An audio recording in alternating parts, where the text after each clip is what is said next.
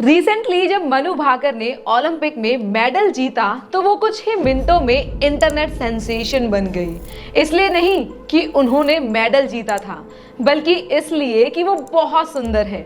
उनके गेम से ज्यादा उनकी ब्यूटी की तारीफ हुई। किसी ने न्यू नेशनल क्रश कहा तो किसी ने यूनिवर्सल क्रश, और काफी लोगों ने तो उनकी कंपैरिजन बॉलीवुड एक्ट्रेस के साथ कर दी। इन जैसे लोगों ने उनकी सालों की मेहनत नहीं देखी, उनकी अचीवमेंट्स नहीं देखी, बस देखी तो उनकी फिजिकल अपीयरेंस। ये बच्ची तो आपको याद ही होगी, ये है क्लास 10th की यूपी स्टेट टॉपर प्राची निगम। इनका टॉपर होना न्यूज तो बनी, लेकिन इनका डार्क स्किन टोन और फेशियल हेयर पर लोगों के कमेंट्स इससे ज्यादा बड़ी न्यूज बनी।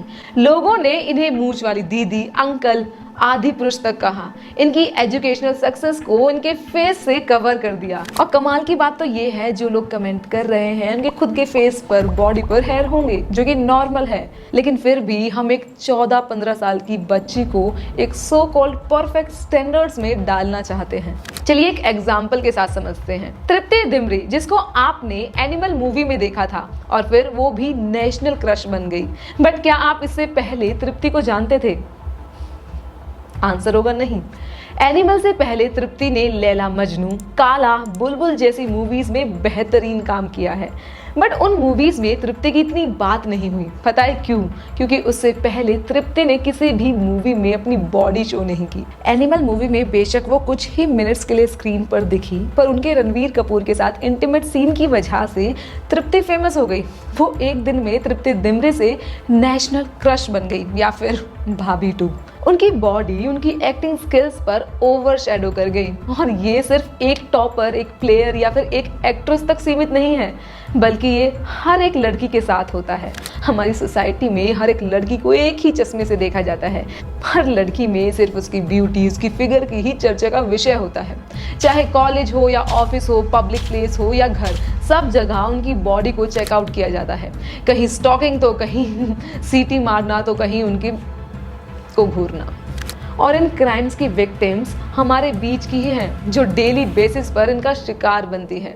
मैं इस बात पर एग्री ही नहीं कर सकती कि आज तक एक भी लड़की ऐसी हो जिसने बाहर हैरेसमेंट फेस नहीं किया हो। Last year national women commission ने 25,811 कंप्लेंट्स रजिस्टर हुई, जिसमें से 8,540 कंप्लेंट्स हरेसमेंट की थी, जिसमें rape, sexual harassment, stalking, cyber crime, honour crime तक शामिल है। ये क्राइम्स हमारी आंखों के सामने रोज होते हैं, कभी मेट्रो में, कभी बस में, कभी किसी पब्लिक प्लेस पर, बट हम चुप रहते हैं और इसी वजह से इन क्रिमिनल्स को बढ़ावा मिलता है। लेकिन अब सबसे इंपॉर्टेंट सवाल, इन सब में जिम्मेदार है कौन? बॉलीवुड, हमारी सोच, मॉरल वैल्यूज या कुछ और? विमेन की स्किल से ज्यादा उनकी बॉडी, फिजिकल अपीयरेंस को ज्यादा इंपॉर्टेंस दी जाती है। वो इंसान नहीं है, फिजिकल ऑब्जेक्ट बनकर रह गई है। कार सेल करनी हो या परफ्यूम, सभी जगह विमेन को एज एन एलिमेंट यूज किया जा रहा है। विमेन ऑब्जेक्टिफिकेशन स्ट्रक्चर तरीके से कैसे हमारे डेली लाइफ में प्लांट किया जाता है, हमारी बॉलीवुड इंडस्ट्री कैसे इसे नॉर्मलाइज करती है, ये मैं आपको आज बताऊंगी। बॉलीवुड में बनने वाली लगभग हर मूवी में एक चीज कॉमन है, वल्गर लिरिक्स के साथ एक आइटम सॉन्ग। चाहे उस गाने का उस मूवी से कोई रिलेशन हो या ना हो, बट ऑडियंस को अट्रैक्ट करने के लिए वो जबरदस्ती उस मूवी में डाल।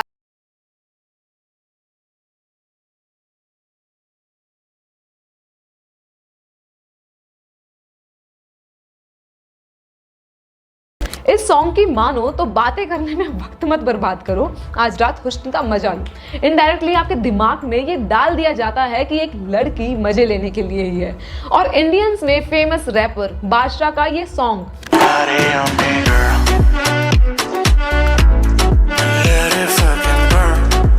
और ये भी जहाँ से होना चाहिए वहीं से है तू थिक। इन गानों को सुनकर हमारे यंग माइंड्स में एक image, perfect, so called perfect image बन जाती है कि ब्यूटीफुल क्या होता है, कैसा होना चाहिए। बॉलीवुड का रियल लाइफ पे इम्पैक्ट कितना ज्यादा है ये बताने की जरूरत नहीं है। तेरे नाम मूवी में सलमान खान का हेयर स्टाइल ट्रेंड बन जाता है। कबीर सिंह मूवी में लड़की को थप्पड़ मारना कूल बन जाता है।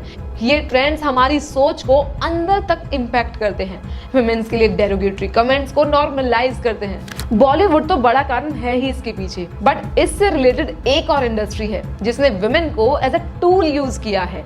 And that is advertising industry. Delhi commission for women की माने तो इन एड से रेप कल्चर को भी सपोर्ट मिलता है। ये जैक एंड जोन्स की एड को देखिए, इसमें कहीं से पता चल रहा है कि ये एड किस चीज की है।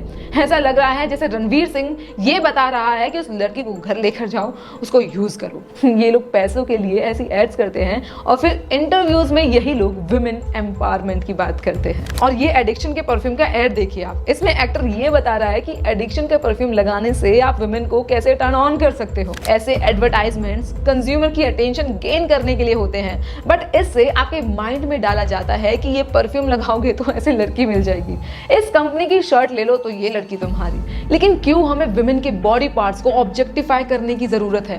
क्यों इस एड में कैटरीना के लिप्स पर इतना एम्फेसाइज किया गया? 2021 में आया लेयर शॉट का डियो का एड ने तो सेक्सुअल असॉल्ट को डायरेक्टली प्रमोट कर दिया। हम 4 और ये सिर्फ 1, तो शॉट कौन लेगा? ये कंपनीज अपने प्रोडक्ट को बेचने के लिए किसी भी हद तक जा सकती है। ये एड्स मेल डोमिनेंस को शो करते हैं ताकि आप इनसे इंप्रेस होकर ये प्रोडक्ट्स बाय करें, बट ये एड्स आपके माइंड्स में विमेन की एक अलग ही इमेज क्रिएट कर देते हैं। इन एड्स से आपकी साइकोलॉजी विमेन के प्रति बदल जाती है, तभी तो विमेन के अगेंस्ट क्राइम बढ़ रहे हैं। आप खुद सोचिए, जब एक बच्चा ऐसे एनवायरनमेंट में बड़ा होगा जहां पर विमेन को एक ऑब्जेक्ट की तरह ट्रीट किया जाता है, तो एट द एंड वो बच्चा भी तो यही सीखेगा ना, यही करेगा, क्योंकि उसके लिए ये सब चीजें नॉर्मल है। वो इससे कभी बाहर सोच ही नहीं पाएगा, उसकी एबिलिटी ही नहीं है। और आज के टाइम में जब यूथ अपना सबसे ज्यादा टाइम फोन पर स्पेंड करता है, वहां पर इंस्टाग्राम पर भी यही सेम चीजें उसे दिखाई देती हैं। ये पेज देखो आप, फॉलोअर्स देखो और फिर कंटेंट देखो। और दूसरी तरफ हमें फाइनेंस सिखाने वाली नेहा नागर, जिनके फॉलोअर्स देखो 1.8 मिलियन। यहाँ पे हमारा डिफरेंस क्लियर है कि हमारी सोच किधर की तरफ जा रही है। इन सब से विमेन ऑब्जेक्टिफिकेशन कम होगा या बढ़ेगा, आप ही बताइए। जब से सोशल मीडिया आया है, लोगों ने खुद को फिजिकली ग्लोरीफाई करना शुरू कर दिया है। ब्यूटी फिल्टर्स के बिना तो कोई फोटो अपलोड ही नहीं होगी, क्योंकि जिस रियल फेस पर एक्ने है, पिंपल्स है, मार्क्स, स्कार्स है, उस पर लाइक्स कहाँ मिलेंगे? कुछ लाइक्स के लिए लड़कियां खुद को ही एक ऑब्जेक्ट की तरह प्रेजेंट करना स्टार्ट कर देती हैं। वो खुद सेल्फ ऑब्जेक्टिफिकेशन का शिकार हो जाती हैं। एक दूसरे की तरह सो कॉल्ड परफेक्ट दिखने के लिए सर्जरीज, बोटॉक्स, फिलर्स जैसे ट्रीटमेंट लिए जाते हैं। इस रिपोर्ट में बताया जाता है कैसे अट्रैक्टिव दिखने के लिए फिल्टर्स यूज करके फोटो अपलोड करने से लड़कियों में सेल्फ ऑब्जेक्टिफिकेशन की टेंडेंसी को बूस्ट मिलता है। इसका मतलब विमेन अपनी खुद की बॉडी को ही जज करना स्टार्ट कर देती है। और लड़कियों के बॉडी पार्ट्स पर कमेंट करने में उनकी फैमिलीज भी कुछ कम नहीं है। छोटी सी उम्र से ही कलर कैसा है, आंखें इतनी बड़ी क्यों है, मोटी कम खाया कर, थोड़ा लटक लिया कर, बोनी रह जाएगी, करली वाल है तो झूतरो, फेयर नहीं है तो कल्लू। अरे आंटी, कौन बताए आपको ये जीन्स होते हैं? लेकिन हमारा तो कॉन्फिडेंस ही खत्म कर दिया ना यार। एक so called perfect image fit कर दी जाती है। ये सुंदर है और तू हट बेटा, तू 5-6 साल डाउट में रह, फिर सर्जरी का ऑप्शन ढूंढियो, फिर वो कराइयो, इस साइकिल में तू फंसती रहे, क्योंकि ब्यूटीफुल फेस और बॉडी होना बहुत जरूरी है। और लो, हो गई तुम सेल्फ ऑब्जेक्टिफिकेशन की शिकार। एक विमेन को ऑब्जेक्टिफाई करने में पॉर्न इंडस्ट्री तो सबसे आगे है। एक रिपोर्ट के अकॉर्डिंग इस इंडस्ट्री का मार्केट $100 बिलियन का है और ये इंडस्ट्री करोड़ों लोगों को इन्फ्लुएंस करती है। हमारा देश तो पॉर्न कंज्यूम करने में 3rd रैंक पर आता है। जैसा पॉर्न में दिखाया जाता है, व्यूअर्स वैसा ही बिलीव करते हैं और रियल लाइफ में लड़कियों को सेम वे में देखते हैं, उनके साथ अब्यूसिव बिहेव करते हैं, जिससे रेप जैसे क्राइम्स बढ़ता है। लेकिन इंडियन सिर्फ पॉर्न इंडस्ट्री से ही इन्फ्लुएंस्ड नहीं है। एक ऐसा कल्चर, एक ऐसी इंडस्ट्री भी है जिसको हम आंखें बंद करके फॉलो करते हैं। फैशन शोज के नाम पर विमेन की बॉडी शो बन गए हैं। वेस्टर्न कल्चर, जिसने ओपननेस के नाम पर सिर्फ सॉफ्ट पोर्नोग्राफिक कंटेंट और न्यूडिटी को एंडोर्स किया है। वहां की मूवीज में विमेन को physically abuse, multiple partner sexual relation, ये सब दिखाना कॉमन है। इन सब का रिजल्ट यही हुआ है कि वहां के कल्चर में बॉडी को एक्सपोज करना, रिवीलिंग ड्रेसेस पहनना विमेन एम्पावरमेंट माना गया है।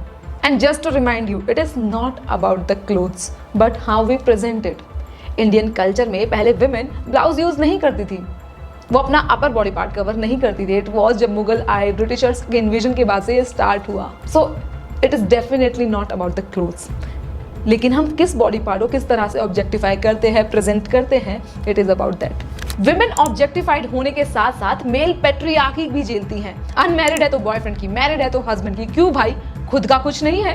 और ये सब बहुत टाइम से होता हुआ आया है। इसका मतलब ये नहीं है कि इसको हम एक्सेप्ट कर लें। और हमेशा होने दिया जाए।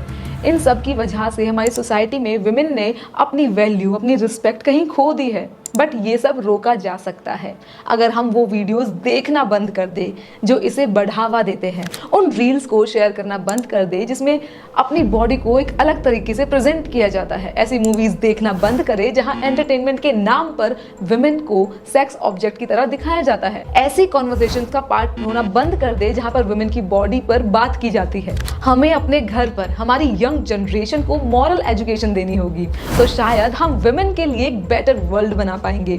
Share your thoughts in the comments below और मैं आपको मिलूंगी एक और इंटरेस्टिंग वीडियो के साथ जल्द ही।